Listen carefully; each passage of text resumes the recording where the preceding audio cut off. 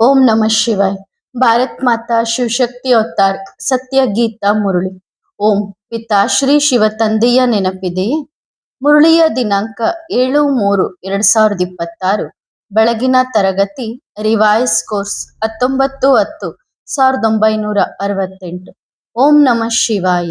ಪ್ರೀತಿಯ ಮಕ್ಕಳೇ, ಅನೇಕ ಬಾರಿ ನೀವು ಸ್ವರ್ಗದ ಸ್ಥಾಪನೆ ಮಾಡಿದ್ದೀರಿ. ಹಾಗಾಗಿ ಬುದ್ಧಿಯಲ್ಲಿ ನೆನಪಿರಬೇಕು ತಾನೆ. ಅನೇಕ ಬಾರಿ ರಾಜ್ಯವನ್ನು ಪಡೆದುಕೊಂಡಿದ್ದೀರಿ ಮತ್ತು ಕಳೆದುಕೊಂಡಿದ್ದೀರಿ. ಇದು ಬುದ್ಧಿಯಲ್ಲಿ ನಡೆಯುತ್ತಿರಲಿ. ಒಬ್ಬರಿಗೊಬ್ಬರು ಈ ವಿಷಯಗಳನ್ನು ತಿಳಿಸಿ ಪ್ರಾಪಂಚಿಕ ವಿಷಯಗಳಲ್ಲಿ ಸಮಯವನ್ನು ವ್ಯರ್ಥ ಮಾಡಬಾರದು. ತಂದೆಯನ್ನು ನೆನಪು ಮಾಡಿ ಸ್ವದರ್ಶನ ಚಕ್ರಧಾರಿಯಾಗಿರಿ. ಓಂ ನಮಃ ಶಿವಾಯ. ಮಧುರಾತಿ ಮಧುರ ಆತ್ಮಿಕ ಮಕ್ಕಳಿಗೆ ಆತ್ಮಿಕ ತಂದೆ ತಿಳಿಸುತ್ತಾರೆ, ನೀವು ಯಾವಾಗ ನಿಮ್ಮ ನಿಮ್ಮ ಹಳ್ಳಿಗಳಿಂದ ಹೊರಡುತ್ತೀರೋ ಆಗ ನಾವು ಶಿವ ಬಾಬಾರವರ ಪಾಠಶಾಲೆಗೆ ಹೋಗುತ್ತಿದ್ದೇವೆ ಎಂದು ಬುದ್ಧಿಯಲ್ಲಿ ಇರುತ್ತದೆ. ನೀವೇನು ಸಾಧು ಸಂತರ ಮುಂತಾದವರ ದರ್ಶನ ಮಾಡಲು ಅಥವಾ ಶಾಸ್ತ್ರಗಳನ್ನು ಕೇಳಲು ಬರುತ್ತಿಲ್ಲ. ನಾವು ಶಿವ ಬಾಬಾರವರ ಬಳಿ ಹೋಗುತ್ತಿದ್ದೇವೆ ಎಂದು ನಿಮಗೆ ಗೊತ್ತಿದೆ. ಪ್ರಪಂಚದ ಮನುಷ್ಯರು ಶಿವನು ಮೇಲಿದ್ದಾನೆ ಎಂದು ತಿಳಿದುಕೊಳ್ಳುತ್ತಾರೆ. ಯಾರೆಲ್ಲ ಶಿವನ ಪೂಜಾರಿಗಳಿದ್ದಾರೆಯೋ ಅವರು ಯಾವಾಗ ನೆನಪು ಮಾಡುತ್ತಾರೆಯೋ ಆಗ ಕಣ್ಣುಗಳನ್ನು ತೆರೆದು ಕೂರುವುದಿಲ್ಲ. ಅವರು ಕಣ್ಣುಗಳನ್ನು ಮುಚ್ಚಿ ಧ್ಯಾನದಲ್ಲಿ ಕೂರುತ್ತಾರೆ. ನೋಡಿರುವಂತಹ ಶಿವಲಿಂಗದ ನೆನಪಿನಲ್ಲಿ ಕೂರುತ್ತಾರೆ. ಈಗ ಅನೇಕರನ್ನು ನೆನಪು ಮಾಡುತ್ತಿರುತ್ತಾರೆ. ಬಲೆ ಶಿವನ ಮಂದಿರಕ್ಕೆ ಹೋದರೂ ಸಹ ಶಿವ ಬಾಬಾರವರನ್ನು ನೆನಪು ಮಾಡಿದರೆ ಮೇಲ್ಗಡೆ ನೋಡುತ್ತಾರೆ ಅಥವಾ ಮಂದಿರ ನೆನಪಿಗೆ ಬರುತ್ತದೆ. ಕಣ್ಣುಗಳನ್ನು ಮುಚ್ಚಿ ಕೂರುತ್ತಾರೆ. ದೃಷ್ಟಿ ಎಲ್ಲಾದರೂ ನಾಮ ರೂಪದಲ್ಲಿ ಹೋದರೆ ನಮ್ಮ ನೆನಪು ತುಂಡಾಗಿ ಬಿಡುತ್ತದೆ ಎಂದು ತಿಳಿಸುತ್ತಾರೆ. ಈಗ ನೀವು ಮಕ್ಕಳಿಗೆ ಗೊತ್ತಿದೆ, ಬಲೆ ಶಿವ ಬಾಬಾರವರನ್ನು ನೆನಪು ಮಾಡುತ್ತಿದ್ದರು. ಕೆಲವರು ಕೃಷ್ಣನನ್ನು ನೆನಪು ಮಾಡುತ್ತಿದ್ದರು, ಕೆಲವರು ರಾಮನನ್ನು ನೆನಪು ಮಾಡುತ್ತಿದ್ದರು, ಕೆಲವರು ತಮ್ಮ ಗುರುವಿನ ನೆನಪು ಮಾಡುತ್ತಿದ್ದರು. ಗುರುವಿನ ಚಿಕ್ಕ ಲಾಕೆಟ್ ಅನ್ನು ಸಹ ಮಾಡಿಸಿ ಧರಿಸುತ್ತಿದ್ದರು. ಭಕ್ತಿ ಮಾರ್ಗದಲ್ಲಿ ಎಲ್ಲರೂ ಹೀಗೆಯೇ ಇದ್ದಾರೆ. ಮನೆಯಲ್ಲಿ ಕುಳಿತು ಸಹ ನೆನಪು ಮಾಡುತ್ತಾರೆ. ನಂತರ ಅವರ ನೆನಪಿನಲ್ಲಿ ಯಾತ್ರೆ ಮಾಡಲು ಸಹ ಹೋಗುತ್ತಾರೆ. ಚಿತ್ರವನ್ನು ಮನೆಯಲ್ಲಿಟ್ಟು ಪೂಜೆ ಮಾಡಬಹುದು ತಾನೆ. ಆದರೆ ಇದು ಸಹ ಭಕ್ತಿಯ ಪದ್ಧತಿ ಸಂಪ್ರದಾಯಗಳು ಪೂರ್ಣವಾದವು. ಜನ್ಮ ಜನ್ಮಾಂತರಗಳಿಂದ ಯಾತ್ರೆಗಳಿಗೆ ಹೋಗುತ್ತಾರೆ. 4 ಧಾಮಗಳ ಯಾತ್ರೆ ಮಾಡುತ್ತಾರೆ. 4 ಧಾಮ್ ಎಂದು ಏಕೆ ಹೇಳುತ್ತಾರೆ? ಈಸ್ಟ್ ವೆಸ್ಟ್, ಪೂರ್ವ ಪಶ್ಚಿಮ ಉತ್ತರ ದಕ್ಷಿಣ 4 ಕಡೆಗೂ ಸುತ್ತು ಹಾಕುತ್ತಾರೆ. ಭಕ್ತಿ ಮಾರ್ಗ ಯಾವಾಗ ಶುರುವಾಗುತ್ತದೆಯೋ ಆಗ ಮೊದಲು ಒಬ್ಬರ ಭಕ್ತಿಯನ್ನು ಮಾಡಲಾಗುತ್ತಿತ್ತು. ಅದನ್ನು ಅವ್ಯಭಿಚಾರಿ ಭಕ್ತಿ ಎಂದು ಹೇಳಲಾಗುತ್ತದೆ. ಸತೋ ಪ್ರಧಾನರಾಗಿದ್ದರು, ಈಗ ಆ ಸಮಯದಲ್ಲಿ ತಮೋ ಪ್ರಧಾನರಾಗಿದ್ದಾರೆ. ಭಕ್ತಿಯು ವ್ಯಭಿಚಾರಿ. ಅನೇಕರನ್ನು ನೆನಪು ಮಾಡುತ್ತಿರುತ್ತಾರೆ. ತಮೋ ಪ್ರಧಾನ 5 ತತ್ವಗಳಿಂದ ಮಾಡಲ್ಪಟ್ಟಿರುವ ಶರೀರವನ್ನೂ ಸಹ ಪೂಜಿಸುತ್ತಿರುತ್ತಾರೆ. ಸನ್ಯಾಸಿಗಳ ಶರೀರ ಯಾವುದರಿಂದ ಮಾಡಲ್ಪಟ್ಟಿದೆ? ಅದು ಸಹ ವಿಕಾರದಿಂದಲೇ. ತಮೋ ಪ್ರಧಾನ ತತ್ವಗಳಿಂದ ಮಾಡಲ್ಪಟ್ಟಿರುವುದು ಸಿಗುತ್ತದೆ. ಅಂದರೆ ತಮೋ ಪ್ರಧಾನ ಭೂತಗಳ ಪೂಜೆ ಮಾಡುತ್ತಾರೆ. ಈ ವಿಷಯಗಳನ್ನು ಯಾರೂ ಅರ್ಥ ಮಾಡಿಕೊಳ್ಳುವುದಿಲ್ಲ. ಬಲೆ ಇಲ್ಲಿಯೇ ಕುಳಿತಿದ್ದಾರೆ, ಆದರೆ ಬುದ್ಧಿಯೋಗ ಎಲ್ಲೆಲ್ಲೋ ಅಲೆಯುತ್ತಿರುತ್ತದೆ. ನೀವು ಮಕ್ಕಳು ಕಣ್ಣುಗಳನ್ನು ಮುಚ್ಚಿ ಶಿವ ಬಾಬಾರವರನ್ನು ನೆನಪು ಮಾಡಬಾರದು. ತಂದೆ ಬಹಳ ದೂರ ದೇಶದ ನಿವಾಸಿಯಾಗಿದ್ದಾರೆ ಎಂದು ನಿಮಗೆ ಗೊತ್ತಿದೆ. ತಂದೆ ಬಂದು ಮಕ್ಕಳಿಗೆ ಶ್ರೀಮತವನ್ನು ಕೊಡುತ್ತಾರೆ. ಶ್ರೀಮತದಂತೆ ನಡೆಯುವುದರಿಂದಲೇ ನೀವು ಶ್ರೇಷ್ಠ ದೇವತೆಗಳಾಗುತ್ತೀರಿ. ದೇವತೆಗಳ ಸಂಪೂರ್ಣ ರಾಜಧಾನಿ ತಯಾರಾಗುತ್ತದೆ ತಾನೆ. ನೀವು ಇಲ್ಲಿ ತಮ್ಮ ದೇವಿ ದೇವತೆಗಳ ರಾಜ್ಯವನ್ನು ಸ್ಥಾಪನೆ ಮಾಡುತ್ತಿದ್ದೀರಿ. ಮೊದಲು ನಿಮಗೆ ಗೊತ್ತೇ ಇರಲಿಲ್ಲ ಅದು ಹೇಗೆ ಸ್ಥಾಪನೆಯಾಗಿತ್ತು ಎಂದು. ಈಗ ನಿಮಗೆ ಗೊತ್ತಿದೆ. ಬಾಬಾ ನಮ್ಮ ತಂದೆಯೂ ಆಗಿದ್ದಾರೆ. ಟೀಚರ್ ಆಗಿ ಓದಿಸುತ್ತಾರೆ ಮತ್ತು ನಂತರ ಜೊತೆಯಲ್ಲಿ ಕರೆದುಕೊಂಡು ಹೋಗುತ್ತಾರೆ. ಸದ್ಗತಿ ಮಾಡುತ್ತಾರೆ. ಗುರುಗಳು ಯಾರ ಸದ್ಗತಿಯನ್ನು ಮಾಡುವುದಿಲ್ಲ. ಇಲ್ಲಿ ನಿಮಗೆ ತಿಳಿಸಲಾಗುತ್ತದೆ. ಒಬ್ಬರೇ ತಂದೆ ಟೀಚರ್ ಗುರುವಾಗಿದ್ದಾರೆ. ತಂದೆಯಿಂದ ಆಸ್ತಿ ಸಿಗುತ್ತದೆ. ಗುರು ಹಳೆಯ ಪ್ರಪಂಚದಿಂದ ಹೊಸ ಪ್ರಪಂಚಕ್ಕೆ ಕರೆದುಕೊಂಡು ಹೋಗುತ್ತಾರೆ.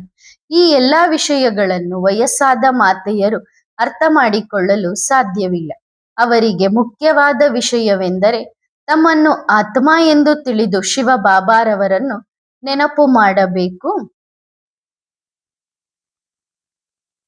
ನಾವು ಶಿವ ಬಾಬಾರವರ ಮಕ್ಕಳಾಗಿದ್ದೇವೆ.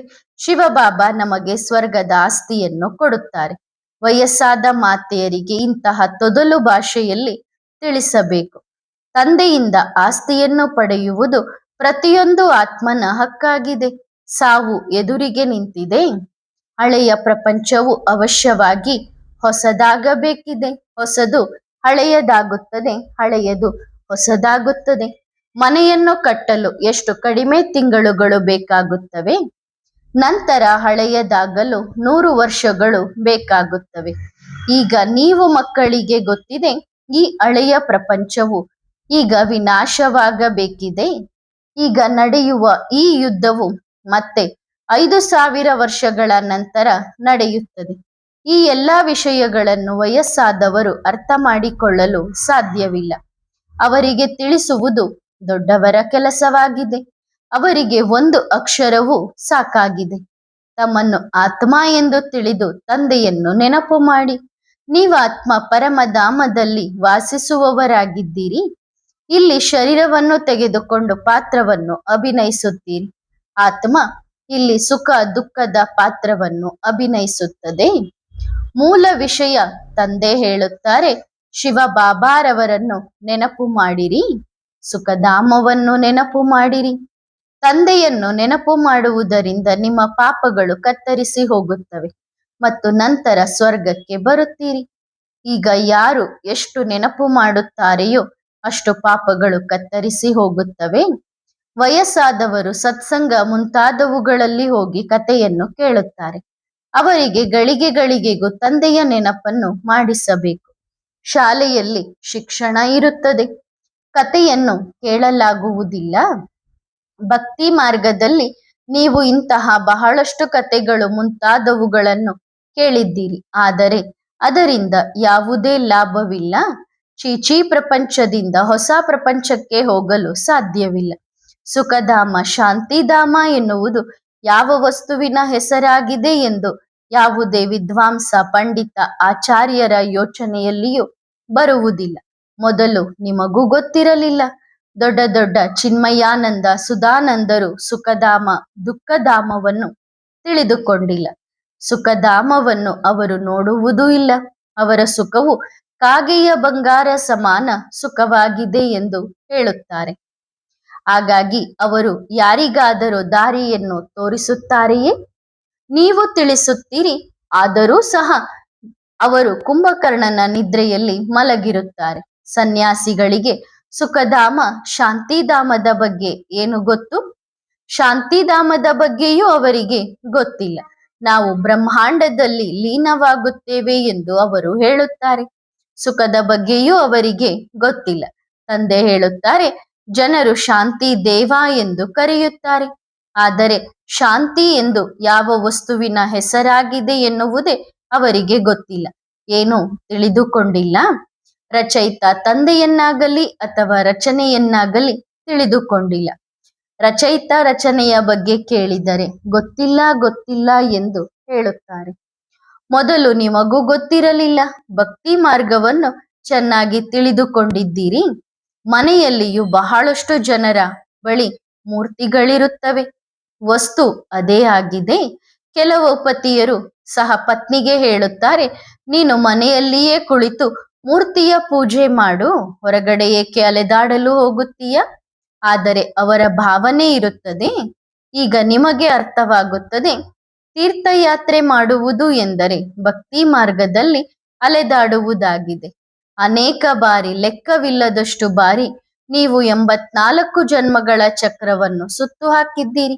ಸತ್ಯಯುಗ ತ್ರೇತಾಯುಗದಲ್ಲಿ ಯಾವುದೇ ಯಾತ್ರೆ ಇರುವುದಿಲ್ಲ. ಅಲ್ಲಿ ಯಾವುದೇ ಮಂದಿರ ಮುಂತಾದವು ಇರುವುದೇ ಇಲ್ಲ. ಈ ಯಾತ್ರೆಗಳು ಮುಂತಾದವೆಲ್ಲವೂ ಭಕ್ತಿ ಮಾರ್ಗದಲ್ಲಿಯೇ ಇರುತ್ತವೆ. ಜ್ಞಾನ ಮಾರ್ಗದಲ್ಲಿ ಇವು ಯಾವುವು ಇರುವುದಿಲ್ಲ. ಅದನ್ನು ಭಕ್ತಿ ಎಂದು ಹೇಳಲಾಗುತ್ತದೆ. ಜ್ಞಾನವನ್ನು ಕೊಡುವವರು ಒಬ್ಬ ತಂದೆಯ ಹೊರತು ಬೇರೆ ಯಾರೂ ಇಲ್ಲ. ಅವರೇ ಜ್ಞಾನದ ಸಾಗರ ಆಗಿದ್ದಾರೆ. ಜ್ಞಾನದಿಂದಲೇ ಸದ್ಗತಿಯಾಗುತ್ತದೆ. ಸದ್ಗತಿದಾತ ಒಬ್ಬ ತಂದೆಯಾಗಿದ್ದಾರೆ. ಶ್ರೀ ಶ್ರೀ ಶಿವಬಾಬಾ ಎಂದೇ ಹೇಳುತ್ತಾರೆ. ಅವರಿಗೆ ಟೈಟಲ್ನ ಅವಶ್ಯಕತೆ ಇಲ್ಲ. ಇದನ್ನು ಮಹಿಮೆ ಮಾಡುತ್ತಾರೆ. ಬಾಬನಿಗೆ ಶಿವಬಾಬಾ ಎಂದೇ ಹೇಳುತ್ತಾರೆ. ನೀವು ಸಹ ಕರೆಯುತ್ತೀರಿ, ಶಿವಬಾಬಾ, ನಾವು ಪತಿತರಾಗಿದ್ದೇವೆ. ಹೇ ತಂದೆ, ನೀನು ಬಂದು ನಮ್ಮನ್ನು ಪಾವನರನ್ನಾಗಿ ಮಾಡು. ಭಕ್ತಿ ಮಾರ್ಗದ ಕೆಸರಿನಲ್ಲಿ ಕುತ್ತಿಗೆಯವರೆಗೆ ಸಿಲುಕಿಕೊಂಡಿದ್ದೀರಿ. ಕುತ್ತಿಗೆಯವರೆಗೆ ಸಿಲುಕಿಕೊಂಡು ನಂತರ ಕೂಗಿಕೊಳ್ಳುತ್ತೀರಿ. ವಿಷಯ ವಾಸನೆಯ ಕೆಸರಿನಲ್ಲಿ ಸಂಪೂರ್ಣವಾಗಿ ಸಿಲುಕಿಕೊಳ್ಳುತ್ತೀರಿ. ಏಣಿಯನ್ನು ಕೆಳಗೆ ಇಳಿಯುತ್ತಾ ನಂತರ ಗಟಾರ್ನಲ್ಲಿ ಸಿಲುಕಿಕೊಳ್ಳುತ್ತೀರಿ. ಇದು ಯಾರಿಗೂ ಸಹ ಗೊತ್ತಾಗುವುದಿಲ್ಲ. ಆಗ ಬಾಬಾರವರಿಗೆ ಹೇಳುತ್ತಾರೆ, ಹೇ ತಂದೆಯೇ, ನೀನು ಬಂದು ನಮ್ಮನ್ನು ಈ ಕೆಸರಿನಿಂದ ಹೊರತೆಗೆಯಿರಿ ಎಂದು. ತಂದೆಗೂ ಸಹ ಈ ಜಗತ್ತಿಗೆ ಡ್ರಾಮಾ ಅನುಸಾರ ಬರಲೇಬೇಕಾಗುತ್ತದೆ. ತಂದೆ ಹೇಳುತ್ತಾರೆ, ಇವರೆಲ್ಲರನ್ನು ಕೆಸರಿನಿಂದ ಹೊರತೆಗೆಯಲು ನಾನೂ ಸಹ ಬಂದಾಯಮಾನನಾಗಿದ್ದೇನೆ. ಇದನ್ನು ಕುಂಬಿ ಪಾಕ ನರಕ ಎಂದು ಹೇಳಲಾಗುತ್ತದೆ. ರೌರವ ನರಕ ಎಂದು ಹೇಳುತ್ತಾರೆ. ಇದನ್ನು ತಂದೆಯೇ ತಿಳಿಸುತ್ತಾರೆ. ಅವರಿಗೆ ಗೊತ್ತಾಗುವುದಿಲ್ಲ. ನೀವು ತಂದೆಗೆ ನೋಡಿ ಎಂತಹ ಆಮಂತ್ರಣವನ್ನು ಕೊಡುತ್ತೀರಿ. ಆಮಂತ್ರಣವನ್ನು ಯಾವುದಾದರೂ ಮದುವೆ ಮುಂತಾದವುಗಳಿಗೆ ಕೊಡಲಾಗುತ್ತದೆ. ಆದರೆ ನೀವು ಹೇಳುತ್ತೀರಿ, ಹೇ ಪತಿತ ಪಾವನ, ನೀವು ಈ ಪತಿತ ಜಗತ್ತಿಗೆ ಬನ್ನಿರಿ. ಈ ಪತಿತ ಪ್ರಪಂಚ ರಾವಣನ ಪರಕೀಯ ದೇಶದಲ್ಲಿ ಬನ್ನಿರಿ. ನಾವು ಈ ರಾವಣನ ರಾಜ್ಯದ ಕೆಸರಿನಲ್ಲಿ ಕುತ್ತಿಗೆಯವರೆಗೆ ಸಿಲುಕಿಕೊಂಡಿದ್ದೇವೆ. ತಂದೆಯ ಹೊರತು ಬೇರೆ ಯಾರೂ ಇದರಿಂದ ಹೊರತೆಗೆಯಲು ಸಾಧ್ಯವಿಲ್ಲ. ದೂರ ದೇಶದ ನಿವಾಸಿಯಾದ ಶಿವಬಾಬಾ ಎಂದು ಹೇಳುತ್ತಾರೆ. ಇದು ರಾವಣನ ದೇಶವಾಗಿದೆ. ಎಲ್ಲ ಆತ್ಮವು ತಮೋ ಪ್ರಧಾನವಾಗಿದೆ. ಆದ್ದರಿಂದ ಹೇ ತಂದೆ, ನೀನು ಬಂದು ನಮ್ಮನ್ನು ಪಾವನರನ್ನಾಗಿ ಮಾಡು ಎಂದು ಕರೆಯುತ್ತಾರೆ. ಪತಿತ ಪಾವನ ಸೀತಾರಾಮ್ ಎಂದು ಹೇಳಿ ಎಲ್ಲರೂ ಕೂಗಿಕೊಳ್ಳುತ್ತಿರುತ್ತಾರೆ. ಸನ್ಯಾಸಿಗಳು ಸಹ ಹೀಗೆ ಕುಳಿತು ಗಾಯನ ಮಾಡುತ್ತಾರೆ. ಅವರೇನು ಪವಿತ್ರರಾಗಿರುತ್ತಾರೆ ಎಂದಲ್ಲ. ಈ ಪ್ರಪಂಚವೇ ಪತಿತವಾಗಿದೆ ತಾನೆ, ರಾವಣನ ರಾಜ್ಯವಾಗಿದೆ. ಇದರಲ್ಲಿ ನೀವು ಸಿಲುಕಿಕೊಂಡಿದ್ದೀರಿ.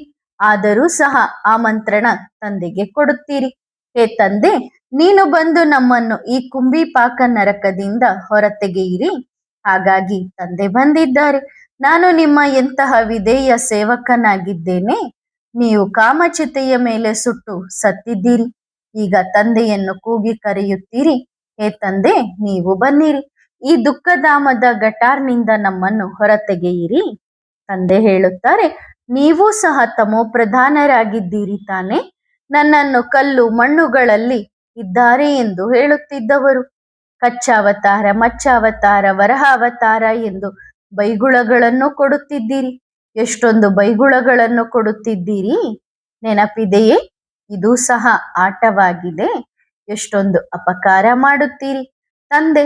ಆದರೂ ಸಹ ತಂದೆಯೇ ಬಂದು ಉಪಕಾರ ಮಾಡುತ್ತಾರೆ. ನೀವು ಪೂಜ್ಯ ದೇವತೆಗಳಾಗಿದ್ದೀರಿ. ನಂತರ ಪತಿತರಾದಾಗ ಬೈಗುಳಗಳನ್ನು ಭಗವಂತನಿಗೆ ಕೊಡುತ್ತೀರಿ.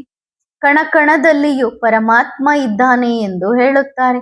ಎಷ್ಟೊಂದು ಕಠಿಣವಾದ ಬೈಗುಳಗಳಾಗಿದೆ. ಅರ್ಧ ಕಲ್ಪ ಗರ್ಭ ಜೈಲಿನಲ್ಲಿಯೂ ಶಿಕ್ಷೆಗಳನ್ನು ಅನುಭವಿಸಿದ್ದೀರಿ. ದುಃಖವನ್ನು ಅನುಭವಿಸಿದ್ದೀರಿ. ಆಯಸ್ಸು ಸಹ ಚಿಕ್ಕದ್ದು. ಅಕಾಲ ಮೃತ್ಯು ಆಗುತ್ತಾ ಬಂದಿದೆ. ಡ್ರಾಮಾದಲ್ಲಿ ಅಪಾರ ದುಃಖವನ್ನು ನೀವು ಮಕ್ಕಳೇ ನೋಡಿದ್ದೀರಿ. ಸಮಯವು ವ್ಯರ್ಥವಾಗುತ್ತಾ ಹೋಗುತ್ತದೆ. ಒಂದು ಸೆಕೆಂಡ್ ಇನ್ನೊಂದು ಸೆಕೆಂಡಿಗೆ ಹೋಲಿಕೆಯಾಗುವುದಿಲ್ಲ. ಪೂಜಾರಿಯಾಗಿ ಎಷ್ಟೊಂದು ಬೈಗುಳಗಳನ್ನು ಕೊಟ್ಟಿದ್ದೀರಿ. ಈಗ ನಿಮಗೆ ಏನೆಂದು ಹೇಳಲಿ? ಮುಖ ಮನುಷ್ಯರಂತಿದ್ದರೂ ನಿಮ್ಮ ನಡವಳಿಕೆ ಕೋತಿಯಂತಿತ್ತು. ಈಗ ನಾನು ಬಂದು ನಿಮ್ಮನ್ನು ಈ ಲಕ್ಷ್ಮೀನಾರಾಯಣರಂತೆ ಮಾಡುತ್ತೇನೆ. ನಂತರ ನೀವು ಅರ್ಧ ಕಲ್ಪ ರಾಜ್ಯಭಾರ ಮಾಡುತ್ತೀರಿ. ಇದನ್ನು ಸ್ಮೃತಿಯಲ್ಲಿ ತಂದುಕೊಳ್ಳಿ. ಈಗ ಸಮಯ ಬಹಳ ಕಡಿಮೆ ಇದೆ. ಮೃತ್ಯು ಶುರುವಾದರೆ ನಂತರ ಮನುಷ್ಯರು ವೈರಾಗ್ಯವಂತರಾಗುತ್ತಾರೆ. 3-4 ವರ್ಷಗಳಲ್ಲಿ ಏನಾಗಿ ಬಿಡುತ್ತದೆ? ಕೆಲವರು ವಿನಾಶದ ಸದ್ದು ಕೇಳಿಯೇ ಹಾರ್ಟ್ ಫೇಲ್ ಆಗುತ್ತಾರೆ. ಈ ರೀತಿ ಸಾಯುತ್ತಾರೆ ಎಂದರೆ ಆ ಮಾತನ್ನೇ ಕೇಳಬೇಡಿ. ವಯಸ್ಸಾದವರು ನೋಡಿ ಎಷ್ಟು ಜನ ಬಂದಿದ್ದಾರೆ. ಪಾಪ ಅವರು ಏನನ್ನೂ ಅರ್ಥ ಮಾಡಿಕೊಳ್ಳಲು ಸಾಧ್ಯವಿಲ್ಲ. ಹೇಗೆ ತೀರ್ಥಗಳಿಗೆ ಹೋಗುತ್ತಾರಲ್ಲವೇ, ಆಗ ಒಬ್ಬರಿಗೊಬ್ಬರು ನೋಡಿ ತಯಾರಾಗುತ್ತಾರೆ. ನಾವೂ ಸಹ ಹೋಗುತ್ತೇವೆ. ಈಗ ನಿಮಗೆ ಅರ್ಥವಾಗುತ್ತದೆ. ಭಕ್ತಿ ಮಾರ್ಗದ ತೀರ್ಥಯಾತ್ರೆಯ ಅರ್ಥವೇ ಏಣಿಯನ್ನು ಕೆಳಗೆ ಇಳಿಯುವುದಾಗಿದೆ, ತಮೋಪ್ರಧಾನರಾಗುವುದಾಗಿದೆ. ನಿಮ್ಮ ಅತಿ ದೊಡ್ಡ ಯಾತ್ರೆ ಇದಾಗಿದೆ. ನೀವು ಪತಿತ ಪ್ರಪಂಚದಿಂದ ಪಾವನ ಪ್ರಪಂಚಕ್ಕೆ ಹೋಗುತ್ತೀರಿ. ಹಾಗಾಗಿ ಈ ಮಕ್ಕಳಿಗೆ ಒಂದಲ್ಲ ಒಂದು ರೀತಿ ಶಿವಬಾಬಾರವರ ನೆನಪನ್ನು ಮಾಡಿಸುತ್ತೀರಿ. ಶ್ರೇಷ್ಠ ಪದವಿಯನ್ನು ಪಡೆಯಲು ಸಾಧ್ಯವಿಲ್ಲ. ಹೌದು, ಸ್ವರ್ಗಕ್ಕೆ ಬರುತ್ತಾರೆ. ಶಿವಬಾಬಾರವರ ಹೆಸರು ನೆನಪಿದೆ. ಸ್ವಲ್ಪ ಸ್ವಲ್ಪ ಕೇಳುತ್ತಾರೆ ಎಂದರೆ ಸ್ವರ್ಗಕ್ಕೆ ಬರುತ್ತಾರೆ. ಇದು ಅವಶ್ಯವಾಗಿ ಸಿಗಬೇಕಿದೆ. ಅಂದರೆ ಅವ್ರು ಬಾಬನ್ ನೆನಪು ಮಾಡಿದರೆ, ಸ್ವಲ್ಪ ಜ್ಞಾನ ಕೇಳಿದ್ದಾರೆ ಅಂದಮೇಲೆ ಅವಶ್ಯವಾಗಿ ಸತ್ಯುಗದಲ್ಲಿ ಒಂದು ಸಣ್ಣ ಪದವಿ ಪಡ್ಕೊಳ್ತಾರೆ. ಬಾಕಿ ಪದವಿಯು ಶಿಕ್ಷಣದಿಂದ ಸಿಗುತ್ತದೆ.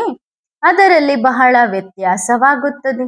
ಅತಿ ಶ್ರೇಷ್ಠ ಮತ್ತು ಅತಿ ಕನಿಷ್ಠ, ಹಗಲು ರಾತ್ರಿಯ ವ್ಯತ್ಯಾಸವಾಗುತ್ತದೆ. ಎಲ್ಲಿ ಪ್ರೈಮ್ ಮಿನಿಸ್ಟರ್, ಪ್ರೆಸಿಡೆಂಟ್, ಎಲ್ಲಿ ಆಳು ಕಾಳು, ಕಸ ಗುಡಿಸುವವರು ಮುಂತಾದವರು. ರಾಜಧಾನಿಯಲ್ಲಿಯೂ ನಂಬರ್ ವಾರ್ ಇರುತ್ತಾರೆ ತಾನೆ. ಸ್ವರ್ಗದಲ್ಲಿಯೂ ರಾಜಧಾನಿ ಇರುತ್ತದೆ. ಆದರೆ ಅಲ್ಲಿ ಪಾಪಾತ್ಮರು, ಹೊಲಸು ವಿಕಾರಿಗಳು ಇರುವುದಿಲ್ಲ. ಅದು ನಿರ್ವಿಕಾರಿ ಪ್ರಪಂಚವೇ ಆಗಿದೆ. ನೀವು ಹೇಳುತ್ತೀರಿ, ನಾವು ಈ ಲಕ್ಷ್ಮೀನಾರಾಯಣರು ಅವಶ್ಯವಾಗಿ ಆಗುತ್ತೇವೆ ಎಂದು. ನೀವು ಕೈ ಎತ್ತುವುದನ್ನು ನೋಡಿ ವಯಸ್ಸಾದವರು ಮುಂತಾದವರು ಸಹ ಕೈ ಎತ್ತುತ್ತಾರೆ. ಅವರು ಏನನ್ನೂ ಅರ್ಥ ಮಾಡಿಕೊಳ್ಳುವುದಿಲ್ಲ. ಆದರೂ ತಂದೆಯ ಬಳಿ ಬಂದಿದ್ದಾರೆ ಎಂದರೆ ಸ್ವರ್ಗಕ್ಕಂತೂ ಹೋಗಿಯೇ ಹೋಗುತ್ತಾರೆ. ಆದರೆ ಎಲ್ಲರೂ ಹೀಗೆ ಆಗುತ್ತಾರೆಯೇ?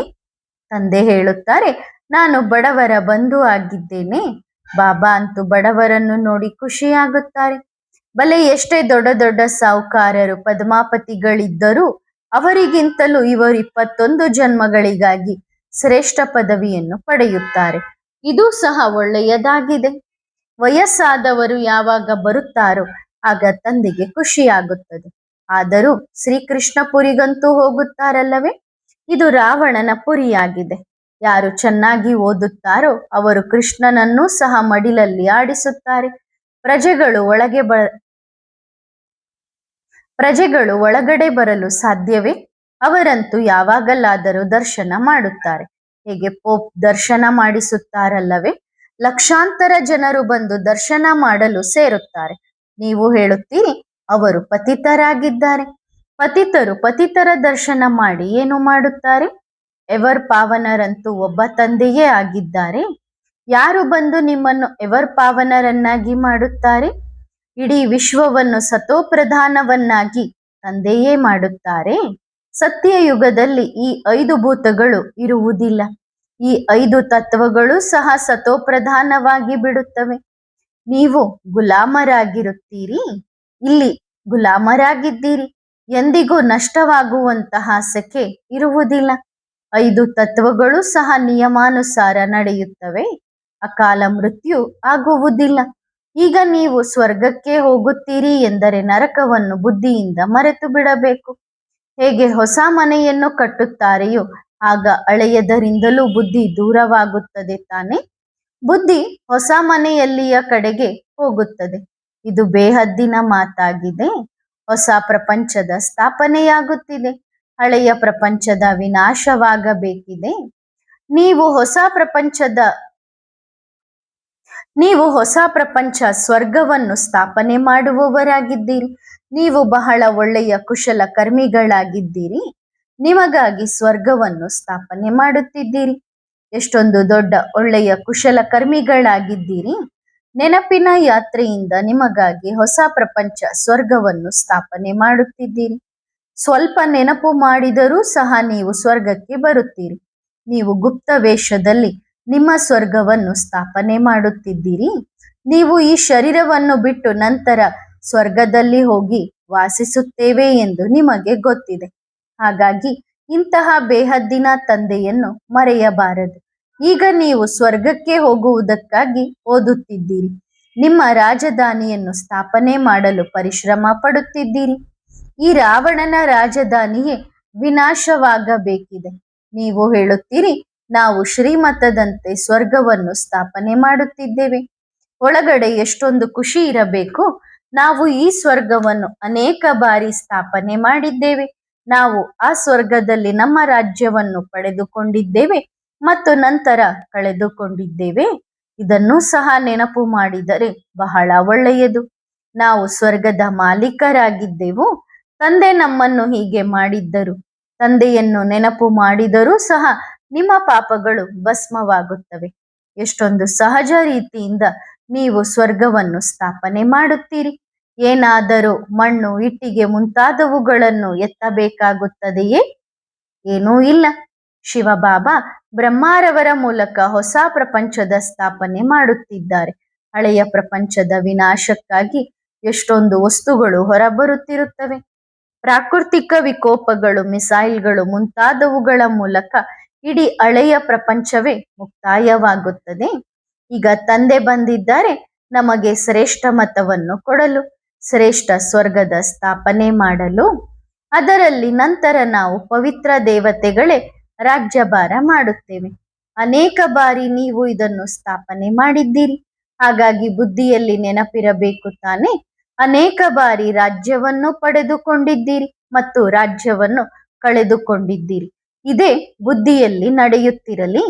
ಒಬ್ಬರಿಗೊಬ್ಬರು ಈ ವಿಷಯಗಳನ್ನು ತಿಳಿಸಿ ಜಗತ್ತಿನ ಮಾತುಗಳಲ್ಲಿ ತಮ್ಮ ಸಮಯವನ್ನು ವ್ಯರ್ಥ ಮಾಡಬಾರದು. ತಂದೆಯನ್ನು ನೆನಪು ಮಾಡಿ ಸ್ವದರ್ಶನ ಚಕ್ರಧಾರಿಗಳಾಗಿರಿ. ಇಲ್ಲಿ ಮಕ್ಕಳು ಚೆನ್ನಾಗಿ ಕೇಳಿ ನಂತರ ಮನೆಗೆ ಹೋಗಿ ಮೆಲುಕು ಹಾಕಬೇಕು, ಸ್ಮರಣೆ ಮಾಡಬೇಕು. ಬಾಬಾ ಏನು ತಿಳಿಸಿದರು ಎಂದು ನೆನಪು ಮಾಡಬೇಕು. ಶಿವಬಾಬಾ ಮತ್ತು ಆಸ್ತಿಯನ್ನು ಅವಶ್ಯವಾಗಿ ನೆನಪು ಮಾಡಬೇಕು. ತಂದೆ ಅಂಗೈಯಲ್ಲಿ ಸ್ವರ್ಗವನ್ನು ತಂದಿದ್ದಾರೆ ಅಂದ ಮೇಲೆ ಮಕ್ಕಳು ಅವಶ್ಯವಾಗಿ ಪವಿತ್ರರೂ ಸಹ ಆಗಬೇಕು. ಪವಿತ್ರರಾಗದಿದ್ದರೆ ಶಿಕ್ಷೆಯನ್ನು ಅನುಭವಿಸಬೇಕಾಗುತ್ತದೆ. ಬಹಳ ಚಿಕ್ಕ ಪದವಿಯನ್ನು ಪಡೆಯುತ್ತೀರಿ. ಸ್ವರ್ಗದಲ್ಲಿ ಶ್ರೇಷ್ಠ ಪದವಿಯನ್ನು ಪಡೆಯಬೇಕೆಂದರೆ ಚೆನ್ನಾಗಿ ಧಾರಣೆ ಮಾಡಿಕೊಳ್ಳಿರಿ. ತಂದೆ ದಾರಿಯನ್ನು ಬಹಳ ಸಹಜವಾಗಿ ತಿಳಿಸುತ್ತಾರೆ. ಒಳ್ಳೆಯದು. Good morning. ವರದಾನ: ಪುಣ್ಯಾತ್ಮ ಭವ. ಸಂಪರ್ಕದ ಮೂಲಕ ಯಾರದ್ದೇ ಬಗ್ಗೆ ಶುಭ ಭಾವನೆಯ ಬದಲಾಗಿ ಬೇರೆ ಯಾವುದೇ ಭಾವನೆ ಇದ್ದರೆ ಪಾಪದ ಖಾತೆ ಜಮಾ ಆಗುತ್ತದೆ. ಏಕೆಂದರೆ ಇದು ಸಹ ದುಃಖ ಕೊಡುವುದಾಗಿದೆ. ಶುಭ ಭಾವನೆಯು ಪುಣ್ಯದ ಖಾತೆಯನ್ನು ಹೆಚ್ಚಿಸುತ್ತದೆ.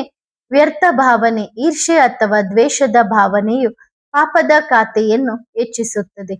ಬೇರೆ ಯಾವುದೇ ಆತ್ಮಗಳ ಬಗ್ಗೆ ವ್ಯರ್ಥ ನುಡಿಗಳು ಸಹ ಪಾಪದ ಖಾತೆಯಲ್ಲಿ ಜಮಾ ಆಗುತ್ತದೆ.